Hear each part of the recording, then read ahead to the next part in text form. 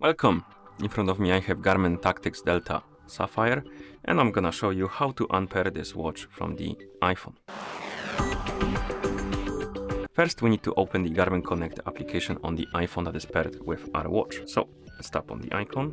Actually, let me reopen it like this. In the app you should see the home page. Now we can tap on More to open the menu, scroll down, tap on Garmin Devices, and here we can tap on Tactix Delta to select our device. Once you're on the device page for your watch, tap on the More Options icon in the top right corner. Come on. Okay, then tap on Remove Device, and finally tap on Remove. You see this when you see this pop-up about the